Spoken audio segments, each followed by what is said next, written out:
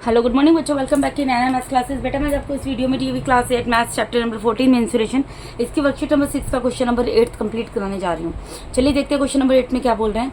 यहाँ बोल रहे हैं two solids of right cylindrical shape are 49 centimetre and 35 centimetre high and their base diameters are 16 centimetre 14 centimetre respectively. Both are melted and molded into a single cylinder 56 centimeter high.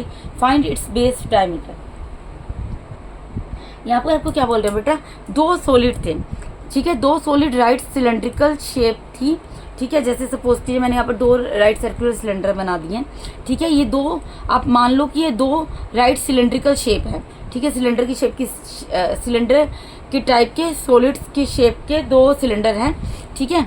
इनकी length जो है, इसकी length 49 centimetre है और इसकी length 35 centimetre है। Height दी हुई है, हाइट मतलब इसकी हाइट दी हुई है, यानी यहाँ इसकी हाइट कितनी है, इसकी हाइट दी हुई है 49 सेंटीमीटर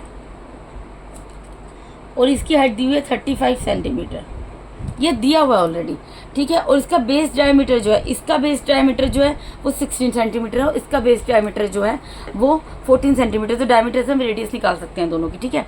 अब इन दो सिलेंडर को क्या किया, मेल्ट कर दिया गया, मेल्ट कर दिया, पिघला दिया, मोल्ड कर दिया और उनसे एक सिंगल सिलेंडर बना लिया।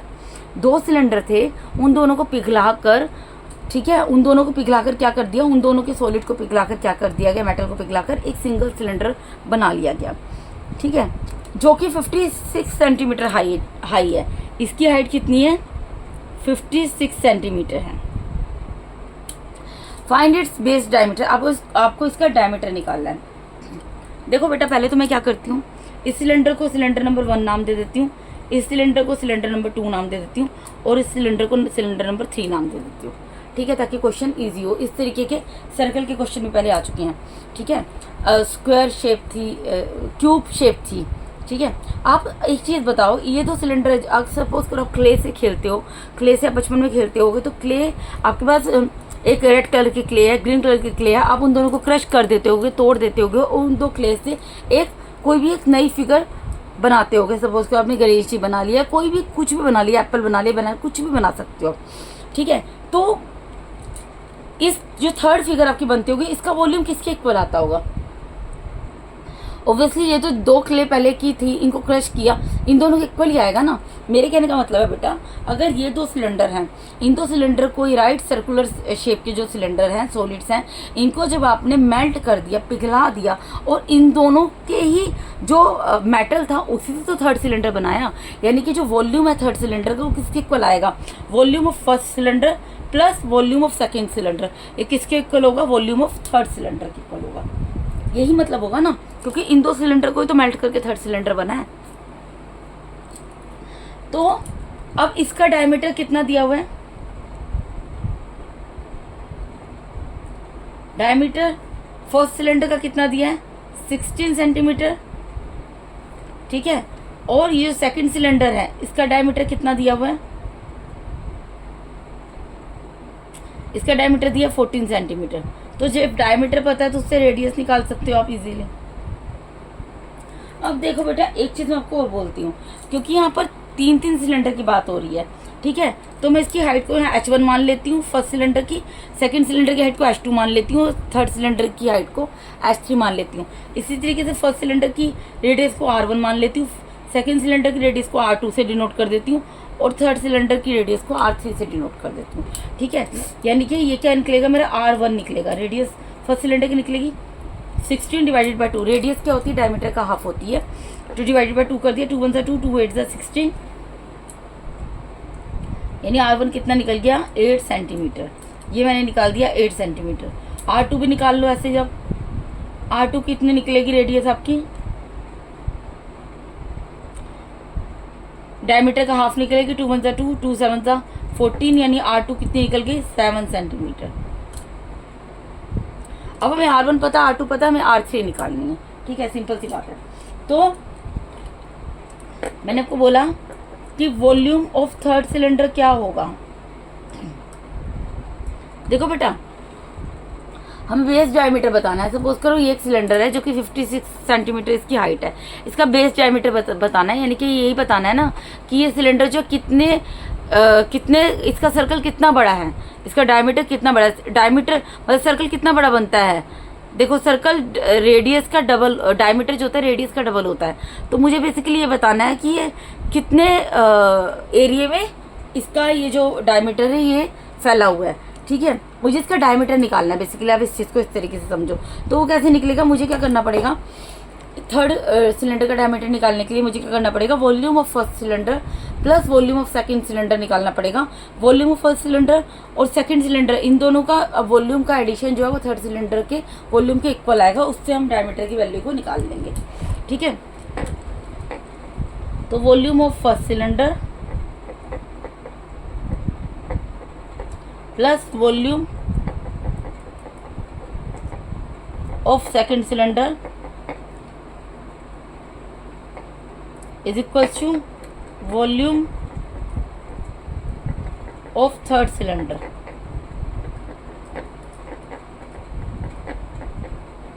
ठीक है बेटा, अब वैल्यूज पुट करनी है मुझे।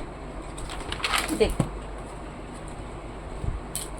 वॉल्यूम का फॉर्मूला तो सब जगह वही रहेगा ना जो होता है पाई आर स्क्वायर एच। मैं अभी फिलहाल ये लिख रही हूँ pi R square H equals to pi R square H.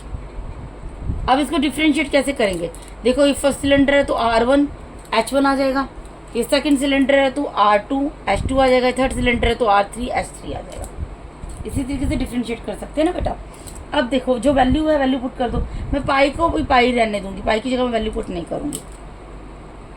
R1 कितना निकला था, 8 निकला था, 8 का स्क्वायर आ गया। ठीक है, और H1 कितना था, 49 था, वो लिख दिया, प्लस पाई की जगह पाई रहने दो। ठीक है, R2 कितना था, 7 था, 7 का स्क्वायर, और H2 कितना था, 35, 35 लिख दिया, इक्वल्स टू पाई की जगह पाई रहने दो। R3 निकालना है, नहीं पता हमें कितना है। ठीक है, और H3 हमें पता है 56। ठीक है बेटा, इतनी चीज़ आपको समझ आई। मैंने सिर्फ ये जो वैल्यूज़ निकाली थी ना, R1 की R2 की यहाँ पे वैल्यूज़ निकाली थी, ये लिखी हैं, और H1 H2 मुझे दिया हुआ था वो लिखा है, और H3 भी दिया हुआ था वो लिखा है। अब मैं एक चीज़ बताओ, ये इक्वल टू का साइन है, इस चीज़ को इधर और इस चीज़ को इधर लिख सकती हूँ। ठीक है, और करके लिख देती हूँ। क्या लिख रही हूँ यहाँ, पाई R3 इसका स्क्वायर 56 इक्वल्स टू यहाँ पर पाई 8 का स्क्वायर 49 प्लस पाई 7 का स्क्वायर 35, ये मैंने लिखा है। ठीक है, अब मैं क्या करूँगी, अभी मैं इसको ऐसे ही रहने देती हूँ, पाई R3 का स्क्वायर और 56 इक्वल्स टू पाई, इसको मैं 8 मल्टीप्लाई बाई 8 क्या होता है, 64 होता है, इसकी जगह 64 लिख रही हूँ बस। 49 49 ही है, प्लस पाई 7 का स्क्वायर क्या होता है 49, वो लिख रही हूँ, और 35 की जगह 35 है। ठीक है जी, मैं कुछ भी चेंज नहीं कर रही हूँ किसी भी चीज़ में। अब मुझे किसकी वैल्यू निकालनी है, मुझे तो ये रेडियस बताना है ना, तो मैं R3 इसका स्क्वायर इसको इधर रहने देती हूँ, और जो इधर चीज़ है वो तो इधर रहेगी रहेगी, एज इट इज उतार लिया इसको। ठीक है, डिवाइड में क्या होगा, ये जो मल्टीप्लाई में डिवाइड में चला जाएगा, यानी पाई और 56 जो है वो डिवाइड में चला गया। ठीक है जी, अब आपका जो कैंसिल हो सकता है ना उसको कैंसिल कर दो। देखो क्या कैंसिल हो सकता है मेरा यहाँ पर देखो मैंने क्या किया है, ये 64 49 एज इट इज उतार दिया, plus pi 49 35 as it is उतार दिया। ये मल्टीप्लाई में था, इसको मैं क्या किया, मैंने इसको मैं डिवाइड में लेकर चली गई, बस मैंने यही किया, और तो मैंने कोई चेंज नहीं किया इसके अंदर, क्वेश्चन के अंदर। ठीक है,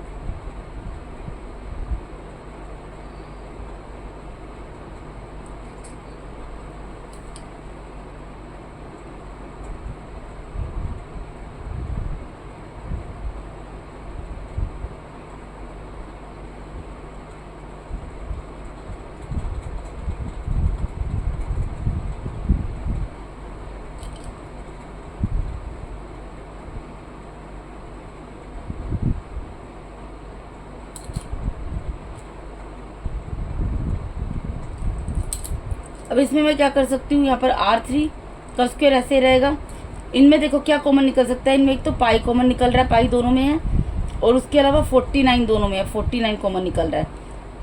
तो क्या बच जाएगा यहाँ पर, यहाँ पाई बाहर चला गया, 49 बाहर चला गया, 64 बचेगा, प्लस यहाँ पाई बाहर चला गया, 49 बाहर चला गया, 35 बचेगा, डिवाइडेड बाय पाई 56। पाई से पाई कैंसिल हो गया, ठीक है, ये कैंसिल हो गया। देखो 7 7 49, 7 8 56, ठीक है। तो R3 स्क्वायर ये क्या आ गया, यहाँ पे तो है 7, ठीक है, और इन दोनों को आप प्लस करो तो कितना आएगा, ये 4 में 5 प्लस हुआ 9 आया, 6 में 3 प्लस हुआ 9 आया, डिवाइडेड बाय 8। इन दोनों को मल्टीप्लाई कर लो, 7 9 63, कैरी गया 6, 7 9 63 प्लस 6 69, डिवाइडेड बाय 8। अब आप इसको डिवाइड कर लो, देखो यहाँ पर डिवाइड करके दिखा रही हूँ मैं। 8 8 64, ठीक है, 9 में से 4 गया 3, यहाँ अगेन 5 उतरा, फिर उसके बाद किस पे जाएगा ये, 8 6 48, 13 में से 8 गया, यहाँ पर आपका आ गया 5, ठीक है। अब यहाँ पे कुछ नहीं है तो यहाँ डेसिमल लगाया, एक 0 उतर गया, फिर ये जाएगा 8 6 अगेन 48, 10 में से 8 गया, 2 आ गया, यहाँ पर एक 0 उतारा, 8 2 16, 4 उतर गया, फिर 8 5 40,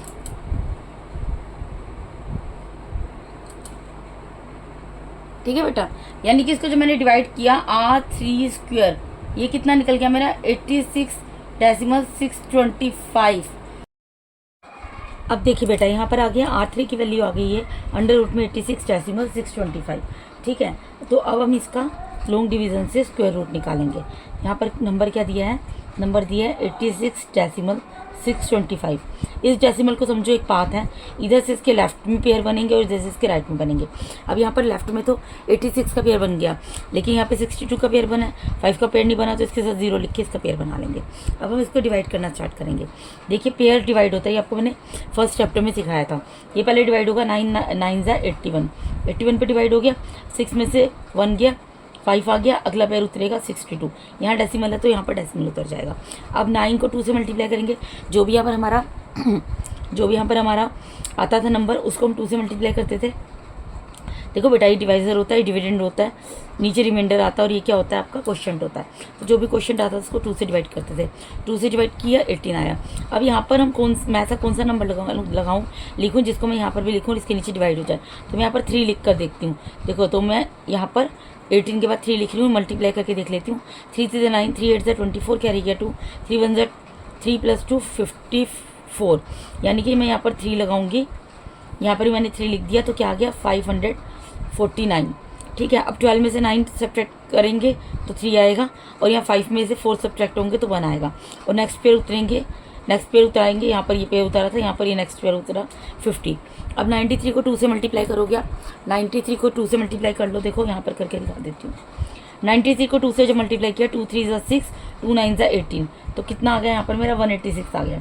अब देखो यहाँ पर क्या है 1350 है, और यहाँ क्या है 186 है। अब आप एक बात सोचो, अगर मैं यहाँ पर 1 भी लिखती हूँ और इसको 1 से मल्टीप्लाई करती हूँ, तब भी कितना आएगा 1861, जो कि ग्रेटर देन होगा 1350 से, ठीक है ना। तो अगर मैं यहाँ पर 1 भी लिखूंगी तो बड़ा होगा नंबर वो, ठीक है। तो इसलिए मैं इसको क्या करूँगी, 0 यहाँ लिखती हूँ और यहाँ पर 0 लिखती हूँ, यानी कि 1860 को जब मैं 0 से मल्टीप्लाई करूँगी तो 0 आ जाएगा, ठीक है। अगेन सब्ट्रैक्ट करके आपका क्या आएगा 1350। अब देखिए, आप या तो नेक्स्ट पे यहाँ पर 0 0 उतार लीजिए, और 0 0 उतार के आप यहाँ पर 0 0 लिख दो, एक पेयर बना दो, और यहाँ पर 0 0 उतार लो, फिर इसको डिवाइड कर लो। लेकिन इतना डिवाइड करने की इसके अंदर ज़रूरत नहीं है, आप इसको इतना ही छोड़ दो। यानी कि R3 की वैल्यू कितनी आ गई आपकी, R3 की वैल्यू आ गई 9.30, और इसको क्या लिख सकते हैं 9.3 अप्रोक्सीमेटली आई है। ये वैल्यू क्या आई है आपकी, अप्रोक्सीमेटली आई है, ठीक है जी। तो यहाँ पर ये वैल्यू आ गई अप्रोक्सीमेटली। अब हमें क्या निकालना है, हमें इस क्वेश्चन के अंदर निकालना है diameter of new cylinder, new cylinder का डायमीटर निकालना है।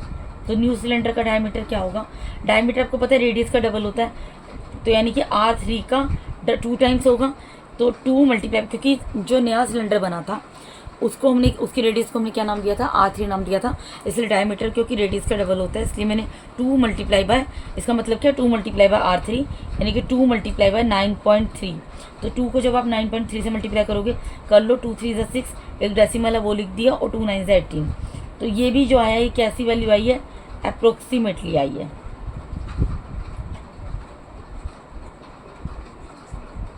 तो मैं यहाँ पर लिख दिया अप्रोक्सीमेटली आंसर। तो इसके साथ ही बेटा यहाँ पर डायमीटर निकल गया हमारा नया सिलेंडर का, और यही हमें निकालना था इस क्वेश्चन के अंदर।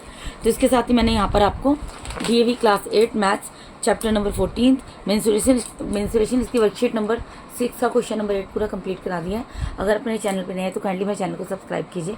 अगर आप लोग को मेरा टीचिंग मेथड अच्छा लगता है तो मेरे वीडियोज़ को ज़्यादा से ज़्यादा लाइक कीजिए, अपने फ्रेंड्स के साथ शेयर जरूर कीजिए। Thank you so much once again for watching my YouTube videos बेटा। Thank you so much, God bless all of you.